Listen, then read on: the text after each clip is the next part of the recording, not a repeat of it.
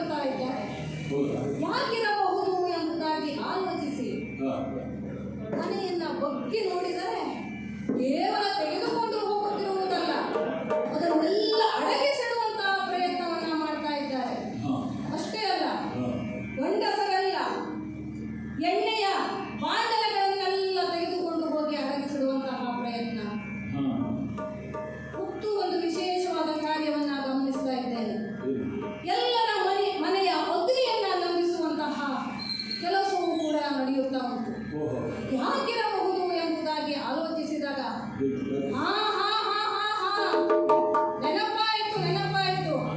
ನನ್ನ ಹನುಮಂತ ಭಾವನ ಪ್ರಭಾವ ಇದು. ಎಲ್ಲವೂ ನನ್ನ ಬಾಲವತಿಯೇ ಕಣ್ಣಾಡಿಸುತ್ತಾ ಇರುವುದನ್ನು ನೋಡಿದಾಗ ನನಗೆ ಅನ್ನಿಸಿತು, ಆಗ ಬಂದ ಕವಿಯೇ ಈಗೂ ಬಂದಿದೆಯೋ, ಇದೂ ಲಂಕೆಯನ್ನ ಸುಡಲಿಕ್ಕುಂಟೋ. ಯಾಕೆಂದರೆ ಆಗ ಸೀರೆಗಳ ನಮ್ಮ ಹನುಮಂತ ಭಾವನ ಪ್ರಭಾವ ಉಂಟಲ್ಲ, ಅವರು ಬಾಲಕ್ಕೆ ಬೆಂಕಿ ಇಡಬೇಕು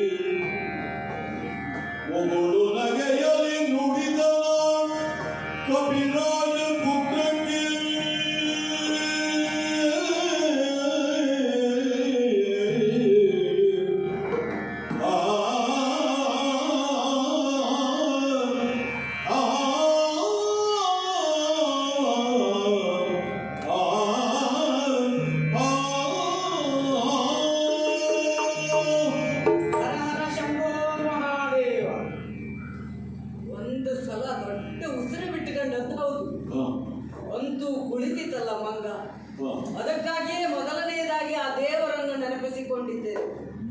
ಆ ದೇವರು ಇವನಿಗೆ ಕುಳಿತುಕೊಳ್ಳುವಂತಹ ಒಂದು ಸಂದರ್ಭವನ್ನು ಒದಗಿಸಿದನಲ್ಲ. ಯಾವುದೇ ಸಂದರ್ಭದಲ್ಲಿ ಆಗಾಗ ಆಗಾಗ ನಮ್ಮನ್ನು ನೆನಪಿಸಿಕೊಳ್ತಾ ಇರಬೇಕು ಎನ್ನುವ ಹಾಗೆ ಇರಬೇಕು. ನಮಗಿಂತ ಮೇಲಿನ ಒಂದು ಶಕ್ತಿಯನ್ನ ಸೃಷ್ಟಿ ಮಾಡಿ ಇಟ್ಟಿದ್ದಾರೆ. ಹೌದಪ್ಪ, ನಮ್ಮವರು ಒಳಸರಿದರು ಕೆಲವರು. ಇವನ ಈ ರಾಧಾಂತವನ್ನು ಅವಾಂತರವನ್ನು ನೋಡಿ ಅಲ್ಲ, ನಾನು ಸ್ವಲ್ಪ ಹೆದರಿದ್ದು ಹೌದು, ಆದರೆ ಹೆದರುವ ಹಾಗುಂಟಲ್ಲ ಸಂದರ್ಭ. ನಗರ ದಹನದ ಕಪ್ಪಿ, ಹೌದು. ಆ ಸಂದರ್ಭವನ್ನು ನೆನಪು ಮಾಡಿಕೊಂಡ್ರೆ ಪ್ರತಿಯೊಬ್ಬರು ಹೆದರುವುದೇ. ಇಲ್ಲಿ ನಮ್ಮ ರಾವಣನೂ ತಪ್ಪು ಮಾಡಿದ್ದಾನೆ, ಅದಕ್ಕಲ್ಲ. ಯಾಕೆ ಆ ಮಂಗ ಬರ್ತಿತ್ತು ಹೋಗ್ತಿತ್ತು, ಆ ಸ್ಥಾನದವರೆಗೆ ಕರೆಸಿ ತೊಂದರೆಯನ್ನ ಹತ್ತಕ್ಕೆ ಎಳ್ಕೊಂಡಿದ್ದಲ್ವಾ. ಇರಲಿ, ಅಷ್ಟಾದ ಮೇಲೆ ಆ ಮಂಗ ಮಾಡಿಕೊಂಡು ಹೋಗಿದ್ದಂತಹ ಒಂದು ರಾಧಾಂತ ಅದು ಹೇಳುವಂಥದ್ದೇ ಅಲ್ಲ. ಅಷ್ಟಾದ ಮೇಲೆ ಪ್ರತಿಯೊಬ್ಬರಿಗೂ ಹೆದರಿಕೆ ಎನ್ನುವುದು ಕುರಿತು ಹೋಗಿದೆ. ಲಂಕೆಯನ್ನು ಸುಟ್ಟು ಹೋಗಿದ್ದಾನೆ ಅಂತ ಅಷ್ಟೇ ಅಲ್ಲ, ಪ್ರತಿಯೊಬ್ಬರ ಮನೆಯಲ್ಲಿಯೂ ಸಹ ಒಬ್ಬ ಹೆಂಗಳೆಯರ ಸೀರೆಗಳು ಉಡುವುದಿಲ್ಲ.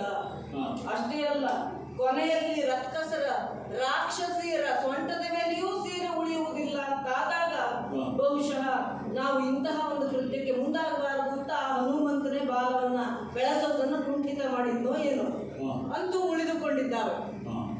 ಇಷ್ಟೆಲ್ಲ ನೆನಪು ಮಾಡಿಕೊಂಡಾಗ ಒಮ್ಮೆ ಹೆದರುವುದೇ ಹೌದು. ಆದರೆ ಈತನನ್ನು ಗಮನಿಸಿದಾಗ ಕಾಳಗದ ತೆರನಲ್ಲ, ನಮ್ಮವರ ಊಳಿಗದ ಕವಿ ಅಂತ ಅರ್ಥ ಆಯಿತು. ಹಾಗಂತ ಈತ ಬಂದವ ಬಾಗಿಲ ಭಟರನ್ನ ಹೊಡೆದು ಬಂದಿದ್ದಾನೆ, ನಮಗೆ ಗೊತ್ತಾಗಿದೆ. ಬಂದವನು ಮತ್ಯಾರ ಸುದ್ದಿಗೂ ಹೋಗದೆ ವಾಲಾಸನವನ್ನು ಬಲಿದು ಕುಳಿತನಲ್ಲ, ಅದು ಒಂದು ದೊಡ್ಡ ಉಸಿರು ಬಿಡುವಂತಹ ಸಮಾಧಾನ ನಮಗೆ. ಹೌದಪ್ಪ, ಉಸಿರು ಈ ಹೃದಯದ ಬಡಿತ ಏರಿಳಿತ ಅಂದ್ರೆ ಸ್ಥಗಿತ ಆಗಲಿಲ್ಲ ಪುಣ್ಯ. ಅಷ್ಟು ಅವಾಂತರವನ್ನು ಮಾಡಿದ್ದಾನೆ. ಹಾಗೆ ಹೆದರಿಕೊಂಡಂತಹ ಈ ಸಂದರ್ಭದಲ್ಲಿ ಪ್ರತಿಯೊಬ್ಬರೂ ಹೆದರಿ ಒಳಸರಿದ್ದಾರೆ. ಹಳೆಯದನ್ನ ನೆನಪು ಮಾಡಿಕೊಂಡು ಒಂದು ಸಲ ಬಿಟ್ಟು ಬಿದ್ದ ಮೇಲೆ ಸ್ವಾಮಿ ಪೆಟ್ಟು ಅಂತ ಹೆಸರು ಕೇಳಿದ್ರೆ ಸಾಕು ಹೆದರುವುದೇ. ಹಾವನ್ನು ಕಂಡು ಹೆದರಿಕೊಂಡವ ಕೋಲನ್ನು ಕಂಡು ಹೆದರಿಕೊಂಡ, ಹಂದಿಯಿಂದ ಒದೆಸಿಕೊಂಡವ ಕಲ್ಲು ಬಂಡೆಯು ಹಂದಿ ಎಂದು ಭ್ರಮಿಸಿದ ಹಾಗೆ ಅಂತಹ ಒಂದು ಸಂದರ್ಭ ಇಲ್ಲಿ ಏರ್ಪಾಟಾಗಿದೀಗ. ಆದರೆ ಮಾತನಾಡಿಸಬೇಕಲ್ಲ, ಅವನಷ್ಟಕ್ಕೆ ಮಾತನಾಡಿದ್ದರೂ ಸಹ ಹೇಳಿದ್ದಾನೆ ಅಂತ. ಯಾರನ್ನಾದರೂ ಮಾತನಾಡಿಸಿದರೆ ಅಥವಾ ನನ್ನನ್ನು ಮಾತನಾಡಿಸಲಿಕ್ಕೆ ಬರುವರಾದರೆ ರಾವಣನನ್ನು ತೋರಿಸಬೇಕು. ಈಗ ರಾವಣನನ್ನು ತೋರಿಸುವುದಕ್ಕೂ ಮೊದಲು ಅಥವಾ ರಾವಣನೇ ಮಾತನಾಡುವುದಕ್ಕೂ ಮೊದಲು ಇಲ್ಲಿಯ ಪ್ರಧಾನಮಂತ್ರಿ ಎನಿಸಿಕೊಂಡವ ನಾನು ಮಾತನಾಡಿಸಬೇಕಲ್ಲ. ದೊಡ್ಡವರ ವಿಷಯ ಹಾಗೆ ಸ್ವಾಮಿ, ಹಾಗೆ ಮಾತನಾಡಿಸಬೇಕು. ನಾವು ಪ್ರಧಾನಮಂತ್ರಿ ಎನಿಸಿಕೊಂಡವರು ಮುಂದಾಗಿ ಮಾತನಾಡಿ ಏನಾಗಿದೆ ಕಥೆ ಅಂತ ಕೇಳಿ ವಿಷಯವನ್ನ ಅಲ್ಲಿಯವರಿಗಾಗಿ ಒತ್ತಿ ಮುಟ್ಟಿಸಬೇಕಾಗ್ತದೆ. ಅದಕ್ಕಾಗಿ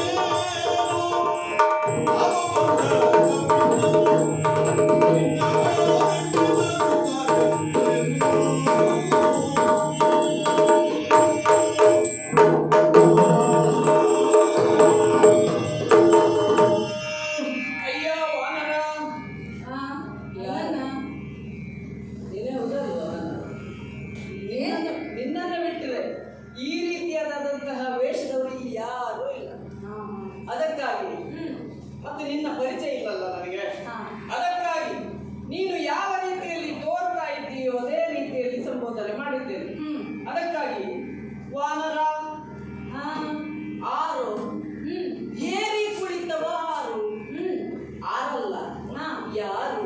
ಹಾ ಇದು ಸಭೆ, ಹಾ ಸಂತೆಯಲ್ಲ.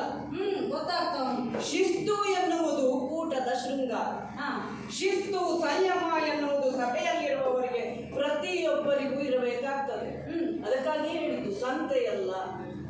ನೀನು ಬರುವಾಗ ಒಂದೆರಡು ಕೆಲಸವನ್ನು ಮಾಡಿದ್ದಲ್ಲ, ಹಾ ಸಭೆಗೆ ಬರುವಂತಹ ಸಂದರ್ಭದಲ್ಲಿ ಹಾ ಯಾವ ರೀತಿಯಲ್ಲಿ ವರ್ತಿಸಬೇಕು ಅದು ನಿನಗೆ ಗೊತ್ತಿಲ್ಲ. ಓ ಶಿಸ್ತು ಎನ್ನುವುದು ಬೇಕೇ ಬೇಕು. ಬಾಗಿಲ ಭಟರನ್ನು ಹೊಡೆದು ಬಂದಿದ್ದಿ, ಅದು ನಮಗೆ ಗೊತ್ತಾಗಿದೆ. ಹಾ ಅಷ್ಟೇ ಅಲ್ಲದೆ ಸೇತುವನ್ನು ಕಟ್ಟಿದ್ದಾರೆ, ವಾನರರು ಬಂದಿದ್ದಾರೆ, ಹಾ ಸುವೇಲಾತ್ರಿಯಲ್ಲಿ ಬೀಡು ಬಿಟ್ಟಿದ್ದಾರೆ. ಈ ಎಲ್ಲ ವಿಷಯವನ್ನು ನಾವು ತಿಳಿದುಕೊಂಡಿದ್ದೇವೆ. ಹಾ ಅಲ್ಲಿ ಬಂದವರು ಹಾ ಕಪಿನಾಯಕರು. ಹಾ ಅದಕ್ಕಾಗಿಯೇ ಕೇಳ್ತಾ ಇದ್ದೇನೆ, ವಾನರ ಹಾ ರಾಮಸೇತು. ರಾಮಸೇತು ಎನ್ನುವುದು ಪುಣ್ಯ. ನೀನು ಇಲ್ಲಿ ಬಂದವರು ರಾಮ ರಾಮ ಅಂತ ಭಜನೆ ಮಾಡ್ತಾ ಕೂತ್ಕೊಳ್ಳಿಲ್ಲ, ಹಾ ಅದು ನಮ್ಮ ಪುಣ್ಯ. ಇಲ್ಲಿ ಬಂದವರು ಮತ್ತು ರಾಮ ಅನ್ನುವ ಶಬ್ದವನ್ನ ಹೇಳಲಿಕ್ಕಿಲ್ಲ, ಹೇಳಲಿಕ್ಕಿಲ್ಲ. ಇದು ರಾವಣನ ಆಸ್ಥಾನ. ಹಾ ಅದಕ್ಕಾಗಿ ಹೇಳ್ತಾ ಇದ್ದೇನೆ, ಈಗ ಶಿಸ್ತು ಸಂಯಮ ಎಲ್ಲವನ್ನು ಮೀರಿ ಬಂದಂತಹ ನೀನು ಇಲ್ಲಿ ಇಂತಹ ಒಂದು ಕಾರ್ಯವನ್ನ ಎಸಗಿದ್ದಿ. ಹಾ ಅದಕ್ಕಾಗಿಯೇ ಕೇಳ್ತಾ ಇದ್ದೇನೆ, ನೀನು ಯಾರು? ಅಲ್ಲ, ಇಷ್ಟೆಲ್ಲ ಹೇಳುತ್ತೀವ, ನೀನು ಯಾರು ಎಂಬುದು ಬೇಕಲ್ಲ. ಅಡಿಯ ಹಾ. ಹೇಳುತ್ತೇನೆ, ಇದು ಸಭೆ. ಸಭೆಯ ಮಧ್ಯಕ್ಕೆ ನೀನು ಬಂದು ನಿಂತಿದ್ದಿ ಅಂತಾದಾಗ ಹಾ. ಯಾರೋ ಅಟ್ಟಿ ಬಂದದ್ದು, ಯಾರಾದ್ರೂ ಅಟ್ಟಿಸಿಕೊಂಡು ಬಂದರೆ ಹಾ. ಎಲ್ಲಿ ಹೋಗಬೇಕು ಅಂತ ತಿಳಿಯುವುದಿಲ್ಲ. ಎಲ್ಲೋ ಒಂದು ದ್ವಾರ ಇರ್ತದೆ, ಅಥವಾ ಯಾರಾದ್ರೂ ಕಾಯ್ತಾಯ್ನ ಹೊಡೆದಾದ್ರೂ ಒಳಗೆ ಬರುವುದೇ. ಆದ್ರೆ ನಿನ್ನ ನೋಡಿದ್ರೆ ಹಿಂದೆ ಮುಂದೆ ನೀನು ಯಾರು ಹುಡುಕ್ತಾ ಇಲ್ಲ. ಅಂದ್ರೆ ನಿನ್ನನ್ನು ಅಟ್ಟಿಸಿಕೊಂಡು ಬಂದವರು ಯಾರು ಇಲ್ಲ. ಹಾಗಾಗಿ ನೀನು ಅಟ್ಟಿಸಿಕೊಂಡು ಬಂದವನಲ್ಲ. ಹಾ ಆದರೆ ಹೀಗೆ ನೀನು ಒಂದು ಸ್ಥಾನವನ್ನ ಮಾಡಿಕೊಂಡು ಕುಳಿತಿಯಲ್ಲ, ಹಾ. ನಿನ್ನದೇ ಒಂದು ಆಸ್ಥಾನ, ಬಾಲದ್ದು ವಾಲಾಸನ. ಬಾಲಾಸನವನ್ನು ಬಲಿದು ಕುಳಿತೆಯಲ್ಲ. ಹಾ. ಈ ಬಾಲ ಬೆಳೆಯುವವರು ಮುಂದೆ ಹಾ ತಲೆ ಬೆಳೆಸ್ಕೊಂಡವರು ಮಾತನಾಡುವುದು ಸ್ವಲ್ಪ ಕಷ್ಟವೇ.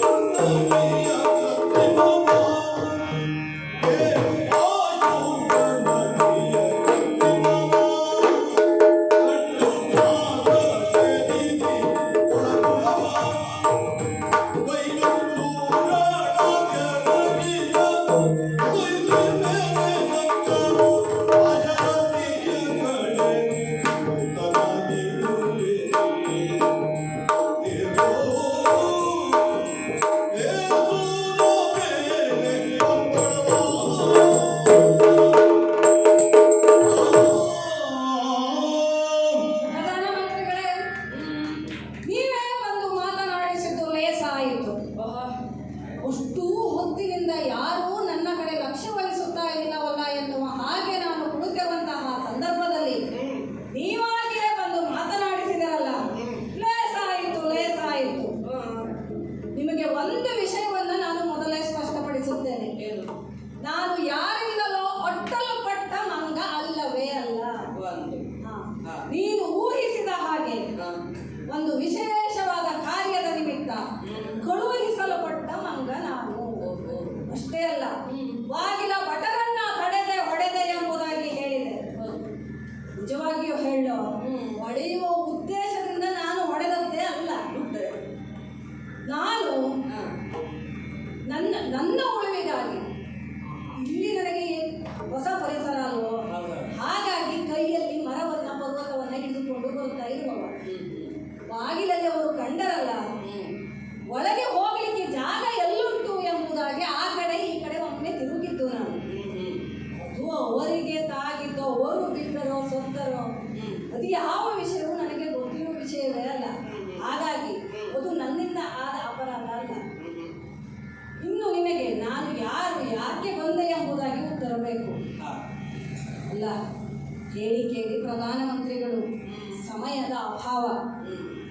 ಹೇಗೆ ಹೇಳಿದರೆ ನಿಮಗೆ ವಿಷಯ ಬೇಗ ಅರ್ಥ ಆಗಿತ್ತು ಎಂಬುದಾಗಿ ಆಲೋಚನೆ ಮಾಡುತ್ತಾ ಇದ್ದೆ. ಹೇಗೆ ಹೇಳಿದ್ರು ಅರ್ಥ ಆಗ್ತದಲ್ಲ, ಅದಕ್ಕೆ ಅಲ್ವ ಪ್ರಧಾನಮಂತ್ರಿಯಾಗಿ. ಮತ್ತೆ ಹಾಗೆ ಯಾವುದೋ ಒಂದು ವ್ಯಕ್ತಿ ಅಥವಾ ವಸ್ತು, ಪರಿಸರವ, ಸ್ಥಳವು, ಇದು ಯಾವುದೋ ಒಂದು ಆ ವಿಷಯದಿಂದ ಪ್ರಾರಂಭ ಮಾಡಿದರೆ ಬೇಗ ವಿಷಯ ನಿನಗೆ ಅರ್ಥ ಆಗುತ್ತದೆ ಎನ್ನುವಂತಹ ಆಲೋಚನೆಯಿಂದ ಕೇಳುತ್ತಾ ಇರುವುದು. ಸಮಯದ ಅಭಾವ ಬಹುಶಃ ನಿನಗಾಗಿರ್ಬೋದು.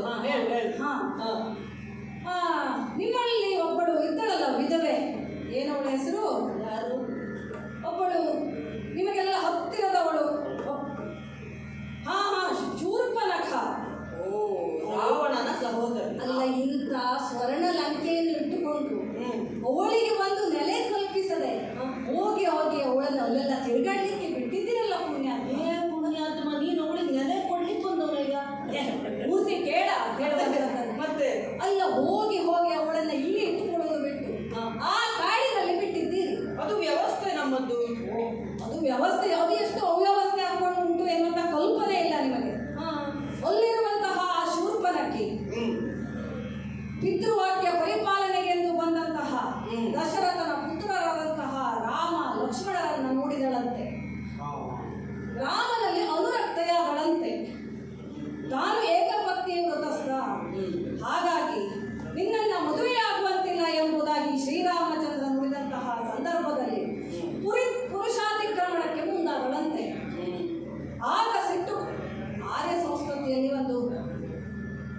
ಶಿಕ್ಷೆ ಉಂಟು. ಯಾರು ಪುರುಷಾತಿಕ್ರಮಣವನ್ನ ಮಾಡುತ್ತಾರೋ ಅವರಿಗೆ ಕರ್ಣನಾಸಾಚ್ಛೇದನವೇ ಶಿಕ್ಷೆ. ಹಾಗಾಗಿ ತನ್ನ ಸಹೋದರನಾದಂತಹ ಲಕ್ಷ್ಮಣನಿಗೆ ಅವಳ ಮೂಗನ್ನ ಹಾಗೂ ಕಿವಿಯನ್ನ ಕತ್ತರಿಸು ಎಂಬುದಾಗಿ ಹೇಳಿದನಂತೆ. ಆ ಸಂದರ್ಭದಲ್ಲಿ ಅವಳ ಸಹಚರರಾದಂತಹ ಖರ, ಭೂಷಣ, ತ್ರಿಶಿರ ಹಾಗೂ ಇನ್ನುಳಿದಂತಹ 14,000 ರಕ್ಕಸರನ್ನ ಒಬ್ಬನೇ ಒಬ್ಬ ವ್ಯಕ್ತಿ, ವೀರ ಧೀರ ಗಂಭೀರ ಕೋದಂಡರಾಮ ಅಂತಹ ಶ್ರೀರಾಮಚಂದ್ರನ ಕಡೆಯ ಹಾಗೂ ಕಡೆಯ ದೂತನ. ಅಲ್ಲ, ಕಡೆಯ ಅಂದ್ರೆ ಆ ಕಡೆಯವ ಅಂತ. ಕಡೆಯ ಅಂದ್ರೆ ಎಂತದ್ದು? ಕಡೆಯ ಅಂದರೆ ಇನ್ನು ಯಾರು ಆ ಕಡೆಯಿಂದ ದೂತರು ಬರುವುದಿಲ್ಲ. ಇನ್ನು ಏನು ಬರುವುದಿದ್ದರೂ ಅಲ್ಲಿಂದ ಯಮದೂತರು ಎಂಬುದಾಗಿ ಎಚ್ಚರಿಕೆ ಕೊಡ್ಲಿಕ್ಕೆ ಹೇಳ್ತಾರೆ. ಅದನ್ನ ಹೇಳುವುದ ನೀನು?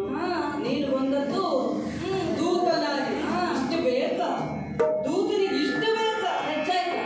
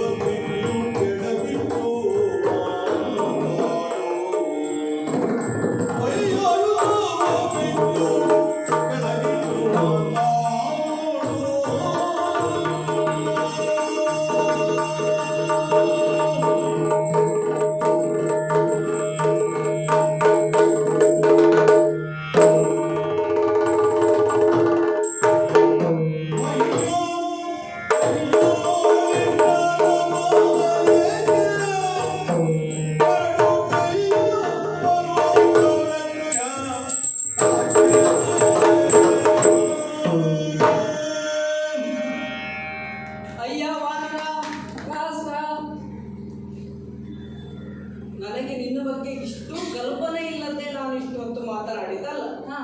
ಖಂಡಿತವಾಗಿಯೂ ನನಗೆ ಗೊತ್ತು ನೀನು ಅಲ್ಲಿಂದಲೇ ಬಂದವ ಎನ್ನುವುದು. ಯಾಕೆ ಹೇಳು, ಆಗಲೇ ಹೇಳಿದ್ದೇನೆ. ಇಲ್ಲಿ ಯಾರು ವಾನರರಿಲ್ಲ ನಮ್ಮ ಲಂಕೆಯಲ್ಲಿ.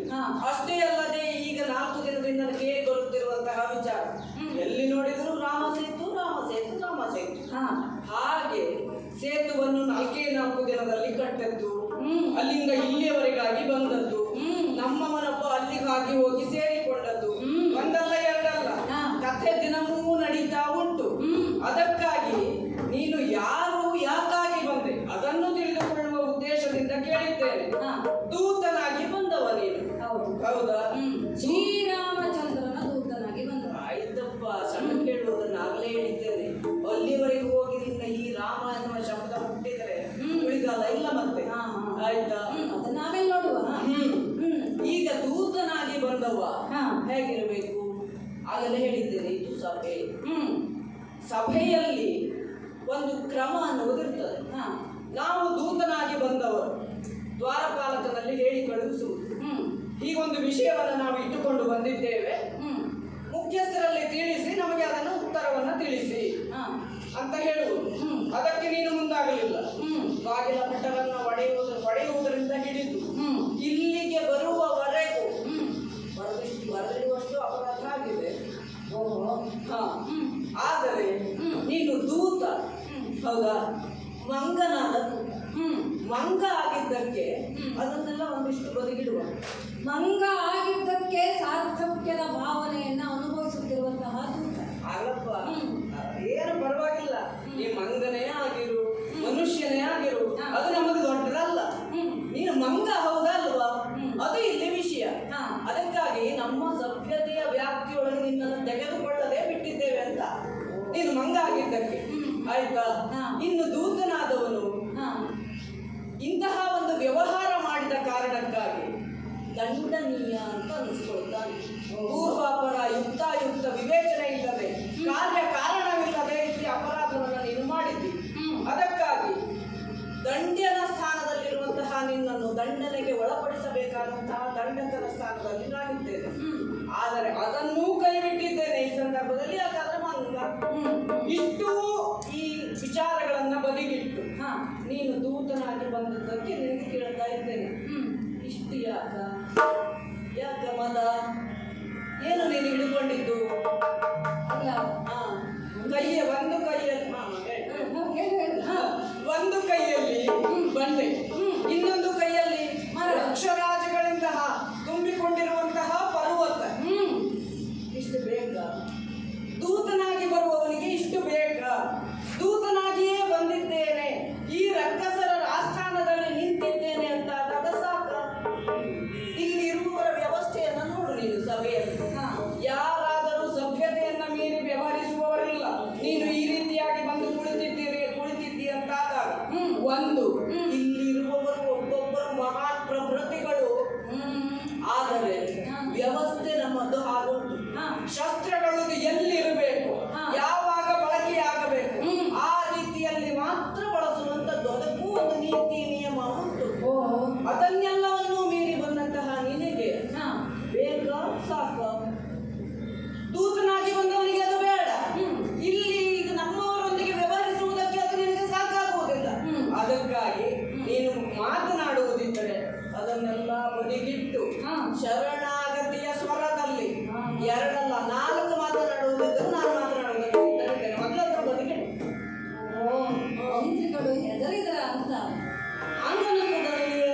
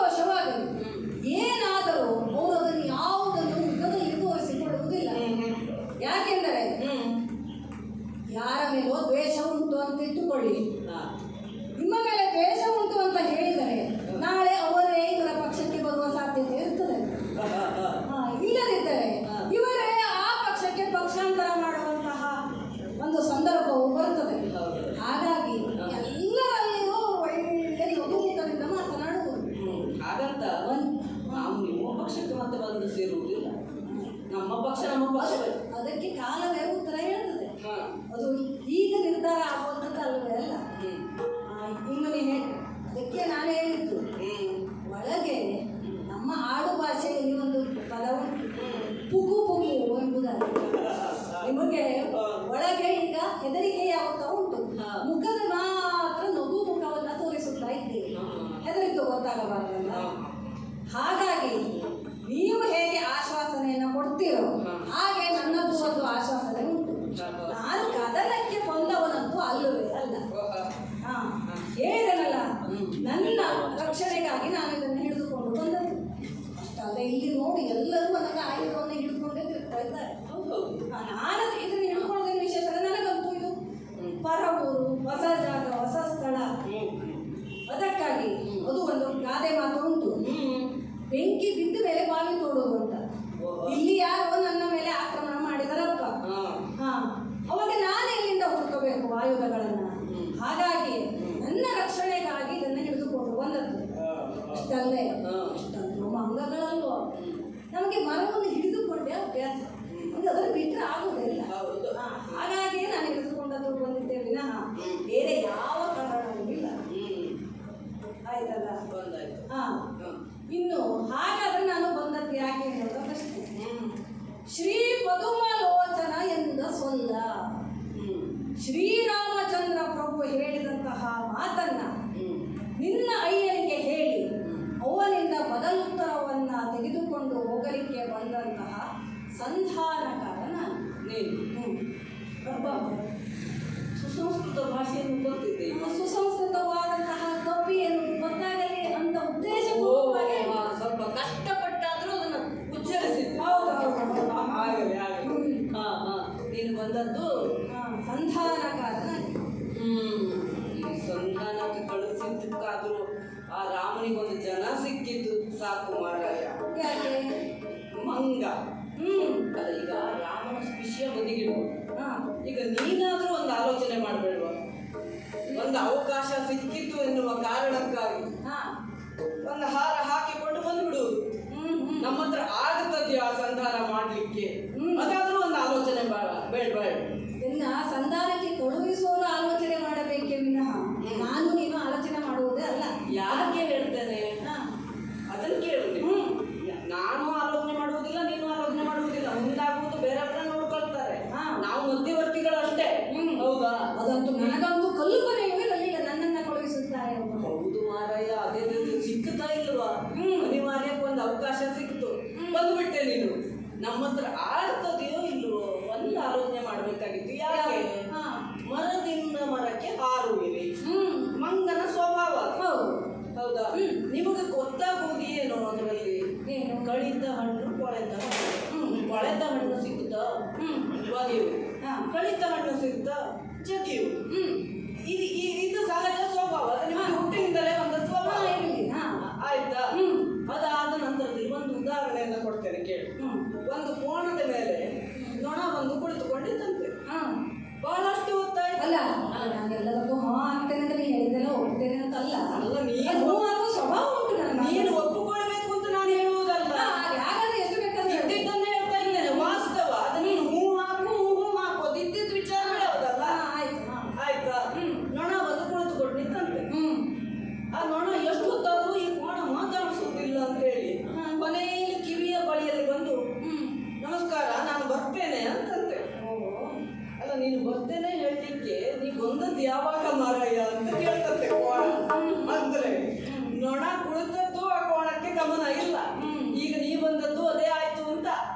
ಈ ಲಂಕೆಯಲ್ಲಿ ನೀನು ಬಂದು ಕುಳಿತಿದ್ದಿ ಅಂತಾದ್ರೆ ನೀನ್ ಯಾವ ಸಂಗತಿ ಅಲ್ಲ, ಗೊತ್ತಾಯ್ತಾ?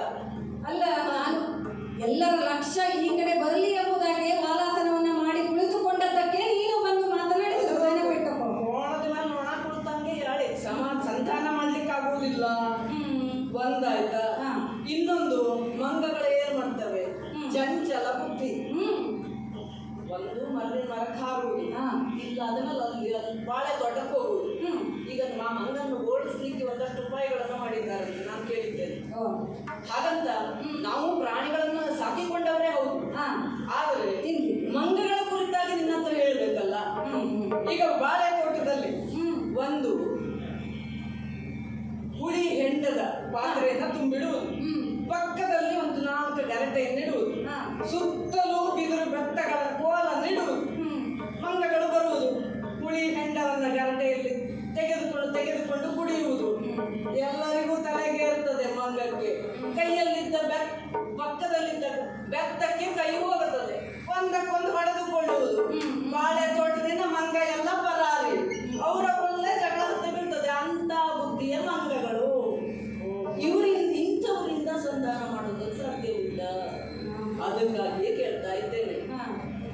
ನೀವು ಕಲ್ಲು ಹೊಡೆದ್ರು ಅಂತಾದ್ರೆ ಆ ಕಲ್ಲು ಕೈ ಸಿಕ್ಕೊಂಡು ಮತ್ತು ಹಿಂತಿರು ಹೊಡಿತೀರಿ.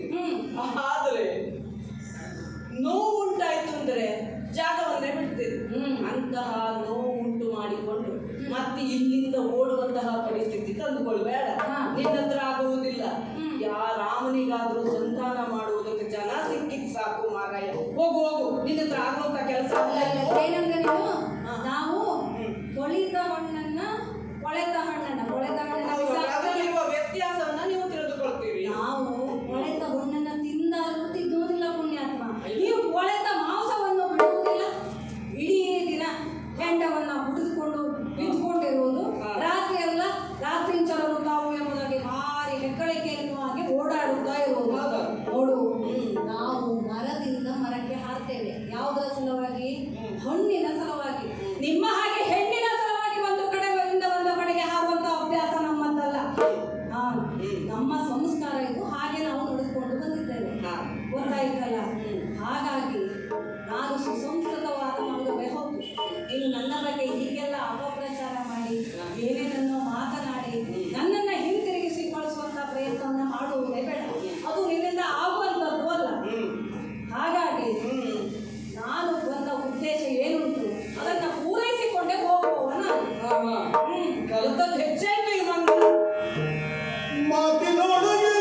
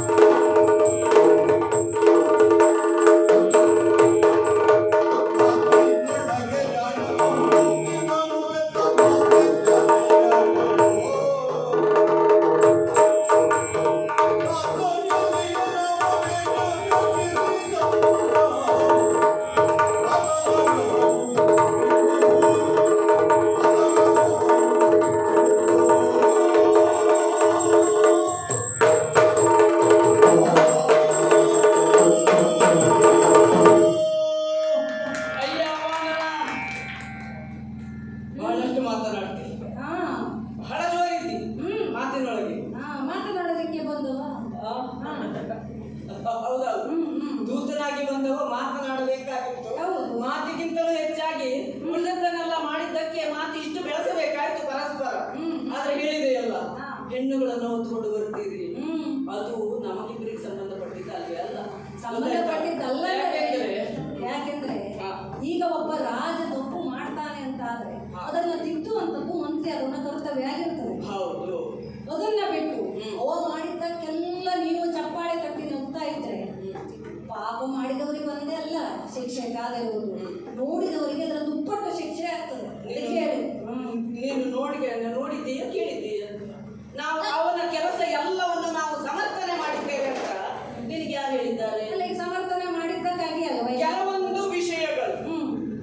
ಯಾರಿಗೂ ಅರ್ಥವಾಗುವಂತದ್ದಲ್ಲ. ಹ್ಮ್ ಆಯಾ ಸ್ಥಾನದಲ್ಲಿದ್ದರೆ ಮಾತ್ರ ಅವರಿಗೆ ಅರ್ಥವಾಗುವಂತದ್ದು. ಇನ್ನೊಂದು ವಿಷಯ, ಅಂದ್ರೆ ನೀವು ನಾಮಕಾವಸ್ಥೆ ಮಂತ್ರಿಗಳು, ನಿಮ್ಗೆ ಗೊತ್ತಿರೋದಿಲ್ಲ. ನಾಮಕಾವಸ್ಥೆ ಮಂತ್ರಿಗಳಲ್ಲ, ನಮ್ಮ ಅನುಭವ. ಹ್ಮ್ ಈ ತಲೆ ಹಣ್ಣಾದದ್ದು, ಅಡ್ಡ ಹಣ್ಣಾದದ್ದು, ಮುಖ ನೆರೆಗಟ್ಟಿದ್ದು, ಅದು ಅನುಭವಗಳ ಸಾರವೇ ಇದೆ. ಸುಮ್ಮನೆ ಇದ್ದವರಿಗೂ ಆಗ್ತದೆ. ಅಲ್ಲ, ಗಡ್ಡ ಹಣ್ಣಾದವರೆಲ್ಲ ಮಹಾ ಅನುಭವಸ್ಥರು ಅಂತಲ್ಲ. ಅನುಭವಸ್ಥರು ಹೌದಲ್ಲ, ಆಗ ಇಷ್ಟೊತ್ತು ಮಾತನಾಡಿದ್ದು ಅನುಭವದ ನೆಲೆಯಲ್ಲಿ ಅಂತ ಅರ್ಥ ಮಾಡಿಕೊಳ್ಳುವಂತಹ ಮಂದ ಹೌದಲ್ವಾ? ರಾಮನ ದೂತ ಹೌದಲ್ವ? ಅದಕ್ಕಾಗಿ ಹೇಳ್ತಾ ಇದ್ದೇನೆ, ಅಯ್ಯ ವಾನರ, ಮಾನವೀಯ ಸಂಸ್ಕೃತಿ ದಾನವೀಯ ಸಂಸ್ಕೃತಿ. ನಮ್ಮದ್ದು ದಾನವೀಯ ಸಂಸ್ಕೃತಿ. ನಾವು ನಮಗೆ ಬೇಕಾದ ಹಾಗೆ ಮಾಡುವಂತಹ ಸಂಸ್ಕಾರ ಉಳ್ಳವರು. ಆ ರೀತಿಯಲ್ಲಿ ನಾವು ಹುಳಿ ಹೆಂಡವನ್ನೇ ಕುಡಿತೇವೆ, ಮಾಂಸವನ್ನು ತಿಂತೇವೆ. ಅವರವರ ಯೋಗ್ಯತೆಗೆ ತಕ್ಕಂಥದ್ದು ನಾವು ತೆಗೆದುಕೊಳ್ತೇವೆ. ಅದು ತಪ್ಪು ಅಂತ ನಮ್ಮಲ್ಲಿ ಯಾರು ಹೇಳಲಿಲ್ಲ, ಅದನ್ನು ಮಾಡುವುದನ್ನು ಬಿಡುವುದೂ ಇಲ್ಲ. ಮತ್ತು ನೀನು ಬಂದು ಹೇಳಿದ್ದಿ ಅಂತ ಕಾರಣಕ್ಕಾಗಿ. ಇನ್ನು ಮಾನವೀಯ ಸಂಸ್ಕೃತಿ, ಅವರದ್ದೇ ಆದ ಒಂದು ಸಂಸ್ಕಾರ ಉಂಟು, ಆ ರೀತಿಯಲ್ಲಿ ನಡೆದುಕೊಳ್ತಾರೆ. ಅದಕ್ಕಾಗಿ ಮಾನವರು ದಾನವರು ಅಂತ ಬೇರೆಯಾಗಿ ಇಟ್ಟಿದ್ದು ಬಂದಾಯ್ತಾ? ಇನ್ನು ಇಷ್ಟು ಮಾತನಾಡಿದೆಯಲ್ಲ ನೀನು, ನಾನು ನನ್ನ ಪರಿಚಯವನ್ನು ಆಗಲೇ ಹೇಳಿಕೊಂಡಿದ್ದೇನೆ. ಈಗ ಸಂಧಾನಕಾರನಾಗಿ ಬಂದವ ಯಾರು ಅಂತ ಬೇಕಲ್ಲ ಮೊದಲು. ನೀನು ಯಾರು ಅಂದರೆ ಇಷ್ಟು ಮಾತನಾಡ್ತೀ ಅಂತಾದಾಗ ಬಾಗಿಲ ಭಟರನ್ನು ಹೊಡೆದದ್ದು ಬಿಟ್ಟರೆ ಇನ್ಯಾವುದೇ ಒಂದು ಕಾಳಗದ ಸುದ್ದಿಗೆ ನೀನು ಬರಲಿಲ್ಲ. ಅದಕ್ಕಾಗಿ ಯಾವುದೋ ಒಂದು ಒಳ್ಳೆಯ ಗರ್ಭದಲ್ಲಿ ಹುಟ್ಟಿದವ ನೀನು. ಹಾಗಂತ ಒಳ್ಳೆಯವರಲ್ಲಿ ಹುಟ್ಟಿದವರು ಎಲ್ಲರೂ ಒಳ್ಳೆಯವರಾಗಿರ್ತಾರೆ ಅಂತಲ್ಲ. ಈ ನಮ್ಮಲ್ಲಿಯೇ ಇದೆ ಉದಾಹರಣೆ. ರಾವಣ ವಿಭೀಷಣ ಇಲ್ವಾ? ಹಿರಣ್ಯಕಶಿಪುವಿನ ಹೊಟ್ಟೆಯಲ್ಲಿ ಪ್ರಹ್ಲಾದ ಹುಟ್ಟಲಿಲ್ವಾ? ಅದಕ್ಕಾಗಿ ಅಲ್ಲ, ಆದರೆ ಹೆಚ್ಚು ಪಕ್ಷ ಸುಗರ್ಭದಲ್ಲಿ ಒಳ್ಳೆಯ ಸಂತಾನವೇ ಹುಟ್ಟುತ್ತದೆ. ಅದಕ್ಕಾಗಿ ಕೇಳ್ತಾ ಇದ್ದೇನೆ, ನಿನ್ನನ್ನು ಪೆತ್ತಂತಹ ಮಾತೆ ಯಾರು? ನಿನ್ನನ್ನು ನೋಡುವಾಗ ಯಾವುದೋ ದೇಶದ ಮಂಗ ಅಂತ ತಿಳಿಯುತ್ತದೆ. ತಲೆಯಲ್ಲಿ ಚಿಕ್ಕ ಕಿರೀಟ ಉಂಟು. ಹೌದಾ? ಇಷ್ಟು ಮಾತನಾಡ್ತಾ ಇದ್ದೆ. ಹೀಗಿರುವಂತಹ ಸಂದರ್ಭದಲ್ಲಿ ಯಾವ ದೇಶದ ಅರಸನಿಗೆ ನೀನು ಮಗ? ಈ ರೀತಿಯಾದಂತಹ ಪರಿಚಯವನ್ನು ನನಗೆ ಹೇಳ್ತೀಯ. ತಂದೆ ತಾಯಿ ರಾಸ್ತ, ಒಂದು ಕಾಲದಲ್ಲಿ ನಾನು ಅಳುತ್ತಿರುವಂತಹ ಸಂದರ್ಭದಲ್ಲಿ ನನ್ನನ್ನು ಸುಮ್ಮನಿರಿಸಿದಂತಹ ಒಬ್ಬ ವ್ಯಕ್ತಿಗಾಗಿ ಆತನ ಕಣ್ಣಲ್ಲಿ ನೀರು ಬರಬಾರದು ಎನ್ನುವ ಉದ್ದೇಶವನ್ನು ಬಂದಂಥವಳು ನಾನು. ಹಾಗಾಗಿ ನನ್ನ ತಾತ ನಿನ್ನ ತಾತನಿಗೆ ಚೆನ್ನಾಗಿ ಪರಿಚಯ. ತಾತ ನಿಮ್ಮ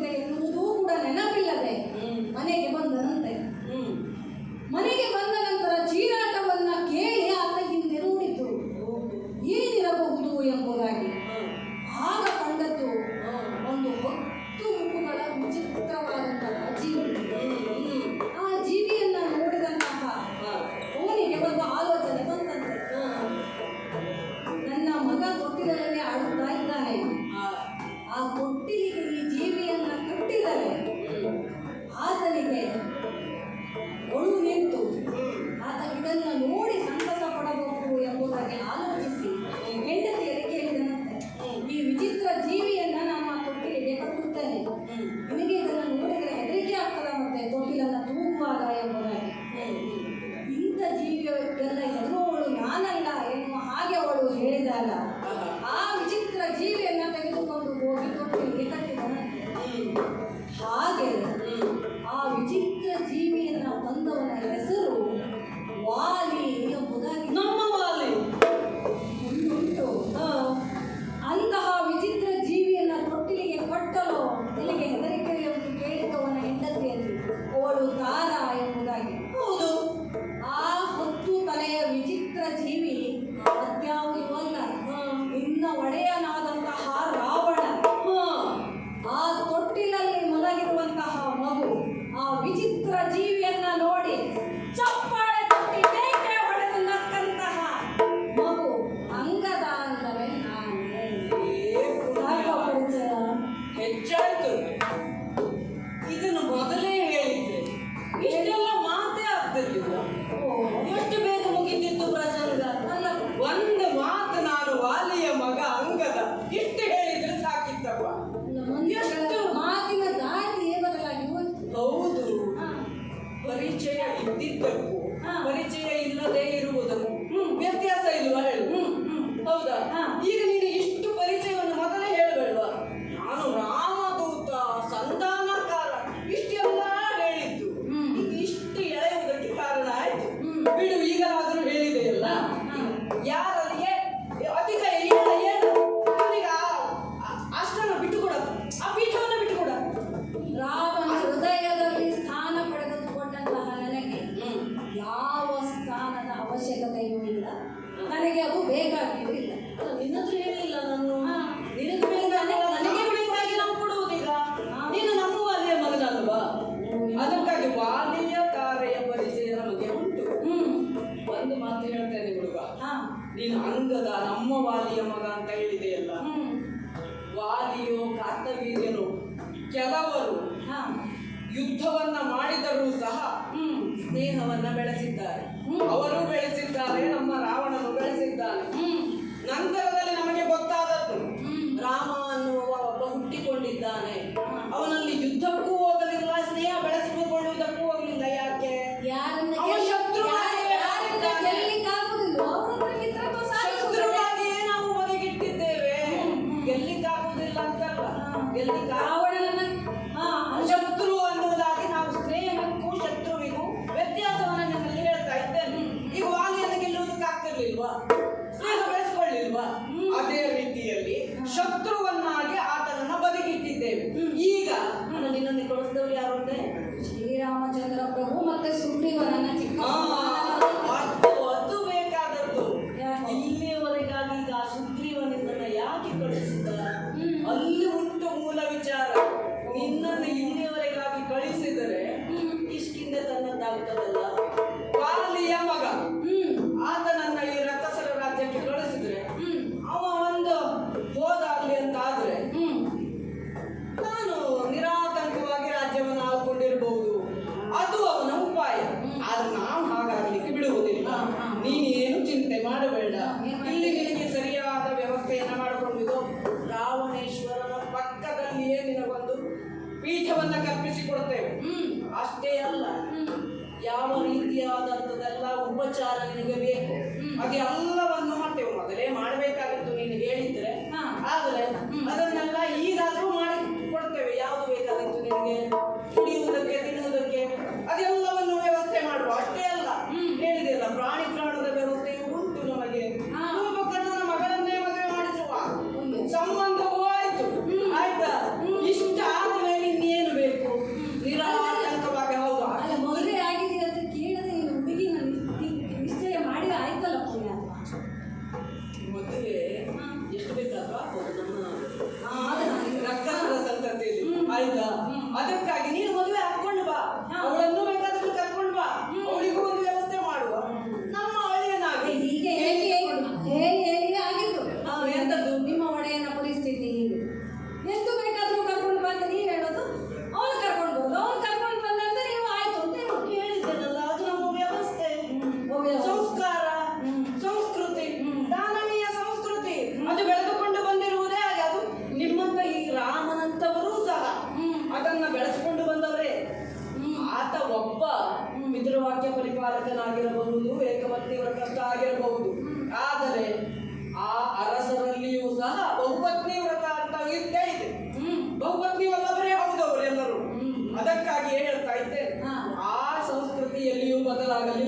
ಹಾಗಾಗಿ ನೀನು ಇಲ್ಲಿಯೇ ಇರು.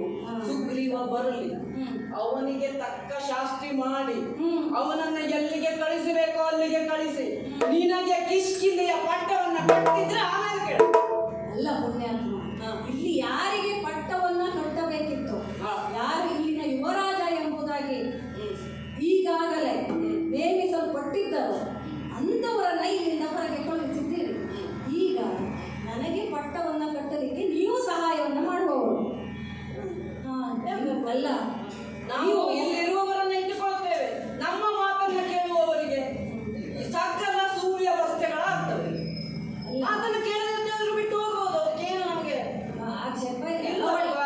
ಒಳ್ಳೆಯದು, ನಿಮಗೆ ಬೇಕಾಗಿದ್ದನ್ನ ಮಾಡ್ಬೋದು. ಹೌದೌದು, ಎಲ್ಲಾ ಕಡೆಯ ರಾಜಕಾರಣವೂ ಅದೇ. ನೀನು ಹರವರೇ ರಾಜಕಾರಣವನ್ನು ಕೇಳಿಕೊಂಡು ಬಂದು ಇಲ್ಲಿ ಹೇಳುವುದೇ ಬೇಡ. ರಾಜಕಾರಣದ ವ್ಯವಸ್ಥೆ ಹಾಗೆ ಉಂಟು. ನಮ್ಮ ಮಾತು ಕೇಳಿಕೊಂಡು ನಮ್ಮ ಜೊತೆಯಲ್ಲಿ ಇರ್ತಾರ, ಎಷ್ಟು ವರ್ಷಗಳ ಕಾಲ ಇರ್ಬೋದು. ನಿಮಗೆ ಬೇಡ ಅಂತ ಬಿಡ್ತಾರ, ಕಳಿಸಿಯೇ ಬಿಡ್ತಾರೆ. ನಿಮಗೆ ಗೂಢಚಾರವು ಬಂದು ತಿಳಿಸಿದ್ದು ಅರ್ಥ ಮಾಡಿದ ವಿಷಯವನ್ನು. ಈ ಅಂಗದನಿಗೆ ಪಟ್ಟಾಭಿಷೇಕ, ಯುವ ರಾಜ್ಯಾಭಿಷೇಕ ಎಂಬುದಾಗಿ ಮಾತ್ರ ಆತ ಕೇಳಿಕೊಂಡು ಬಂದವ. ಅದರೊಳಗೆ ಅವನಿಗೆ ಬೇರೆ ಕಡೆ ಹೋಗಲಿಕ್ಕೆ ಅವಸರ ಉಂಟಾಗಿರಬಹುದು. ಆದರೆ ಮುಂದಿನ ಬೆಳವಣಿಗೆ ಏನೇನಾಯಿತು ಮೊದಲ ಕಲ್ಪನೆ ನಿನಗಿಲ್ಲ. ಹಾಗಾಗಿ ನೀನು ಹೀಗೆ ಮಾತನಾಡುತ್ತಿರುವುದು. ನಿಮ್ಮ ಒಡೆಯನಾದಂತಹ ರಾವಣೇಶ್ವರ ತನ್ನ ಚಂದ್ರಹಾಸದಿಂದ ಎಷ್ಟೋ ಜನರ ತಲೆಯನ್ನ ಕತ್ತರಿಸಿದ್ದಾನೆ ಎಂಬುದಾಗಿ ನಾನು ಕೇಳಿದ್ದೇನೆ. ಅದನ್ನು ಯಾವುದನ್ನಾದರೂ ಪುನಃ ಜೋಡಿಸಿದ ಉದಾಹರಣೆ ಉಂಟು ಹೇಳು. ತಂಗಿಯ ಗಂಡನ ಮುಂಡವನ್ನೇ ಕೂಡಿಸಲಿಕ್ಕೆ ಆಗದೆ ಅವನು ಸೋತಿದ್ದಾನೆ. ಅದು ರಾಮನಂತರ ಆಗೋದಿಲ್ಲ. ಅದಕ್ಕೆ ಉದಾಹರಣೆಯನ್ನು ಕೊಟ್ಟಿದ್ದು. ರಾಮ ವಾಲಿಯ ಕುತ್ತಿಗೆಗೆ ನೇರವಾಗಿ ಬಾಣವನ್ನು ಬಿಡಬಹುದಿತ್ತು, ಹಾಗೆ ಮಾಡಲಿಲ್ಲ ಅಂತ ಎದೆಗೆ ಗುರಿಯನ್ನ ಇಟ್ಟ. ಇನ್ನೇನು ವಾಲಿ ಸಾಯುತ್ತಾನೆ, ತನ್ನ ತಪ್ಪಿನ ಅರಿವು ಅವನಿಗೆ ಆಯಿತು ಎನ್ನುವಂತಹ ಸಂದರ್ಭದಲ್ಲಿ ರಾಮ ಅವನಿಗೆ ಮತ್ತೊಂದು ಅವಕಾಶವನ್ನು ಕೊಟ್ಟ. ನಿನಗೆ ಬದುಕುವ ಇಚ್ಛೆ ಇದ್ದರೆ ಹೇಳು, ನಾನು ಶರವನ್ನ ಹಿಂಪಡೆಯುತ್ತೇನೆ ಎಂಬುದಾಗಿ. ಆದರೆ ನನ್ನ ತಂದೆಯಾದಂತಹ ವಾಲಿ ಕೇಳಿದ್ದು ಮೋಕ್ಷವನ್ನ. ಆ ಸಂದರ್ಭದಲ್ಲಿ ನನ್ನ ತಂದೆಯೇ ನನ್ನ ಕಣ್ಣೆದುರಿಗೆ ಆಡಿದಂತಹ ಮಾತು, ಸುಗ್ರೀವ, ಕಿಷ್ಕಿಂಧೆಯ ಪಾರುಪತ್ಯವ ನೀನು ಪಾಲಿಸಬೇಕಯ್ಯ ಎಂಬುದಾಗಿ ಹೇಳಿ ತನ್ನ ಕೊರಳಿದ್ದಂತಹ ಕಾಂಚನ ಮಾಲೆಯನ್ನ ಸುಗ್ರೀವನ ಕೊರಳಿಗೆ ಹಾಕಿದ.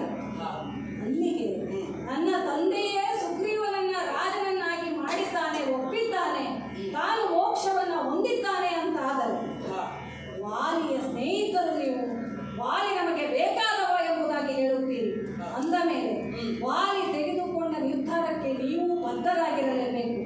ಹಾಗಾಗಿ ಇದು ಯಾವುದು ಎಲ್ಲವೂ ನೀವು ಊಹೆ ಮಾಡಿಕೊಂಡು ಹೇಳುವುದೇ ವಿನಃ ಇದು ಹೇಳ್ತಾ ಇದ್ದೇನೆ. ನನಗೆ ಸಮಯದ ಅಭಾವ ಉಂಟು. ನನಗೆ ಈ ಪ್ರಸಂಗವನ್ನು ಹೀಗೆ ಇಷ್ಟೊತ್ತಿಗೆ ಮುಗಿಸಬೇಕು ಅಂತ ಅಂದುಕೊಂಡು ಬಂದವ ನಾನು. ನೀನು ಹೀಗೆ ಏನೇನನ್ನು ಮಾತನಾಡಿ ಪ್ರಸಂಗದ ನಡೆ ತಪ್ಪಿಸಿದೆ ಅಂತಾದರೆ ಇಲ್ಲಾಗುವುದು ಅಂಗದ ಸಂಧಾನ ಅಲ್ಲ, ರಹಸ್ಯವನ್ನೇ ನೆನಪಿರಲಿ. ತಡಿಯ ನಿನ್ನಂತ ಕೊಲ್ಲು ಮತ್ತೆ ಹೇಳ್ತಿಲ್ಲ ರಾಮದೂತ ಅಂತ. ಬೇಕಾಗಿದ್ದೇನೋ ಹೇಳ್ತೇನೆ. ರಹಸ್ಯವನ್ನೇ ಮಾಡ್ಲಿಕ್ಕೆ ಯಾರು ನೀನು? ನಾನು ಸಂಧಾನ ಪ್ರಕಾರ ಅದನ್ನು ನೀನು ಮಾಡ್ಲಿಕ್ಕೆ ಆಗುವುದಿಲ್ಲ. ನೀನು ಬಂದಿದ್ಯಾಕೆ? ಯಾರು ಬೇಕು ನಿನಗೆ? ನಿನ್ನ ಅಯ್ಯನಾದಂತಹ ದಶಕಂಠನನ್ನ ಮೊದಲು ತೋರಿಸು. ಸೀತೆಯನ್ನ ಕತ್ತುಕೊಂಡ ಬಂದಂತ ಕಳ್ಳ ಅವನೇ ಅಲ್ವಾ? ಅವನ ಜೊತೆ ಮಾತಾಡಿ. ಈಗ ಹೇಳ್ತೇನೆ ಕೇಳು. ಈಗ ಅಂಗದ ವಧೆ ಆಗ್ತದ್ಯೋ ಪ್ರಹಸ್ತ ವಧೆ ಆಗ್ತದ್ಯೋ ಈಗ ಅವನನ್ನೇ ನೋಡ್ಬೇಕು, ಹೌದಲ್ವಾ? ತೋರಿಸ್ತೇನೆ. ಮೂರನೇ ಕಣ್ಣನ್ನ ಕಿತ್ಕೊಂಡು ನೋಡ್ಬೇಕಾಗ್ತದೆ.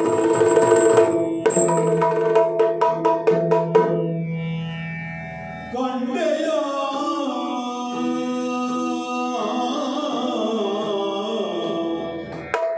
ಕೊಡುವೀರ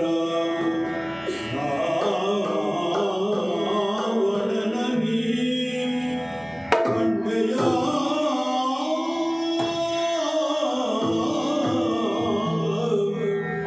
ಕೊಡುವೀರ ರಾವಣನ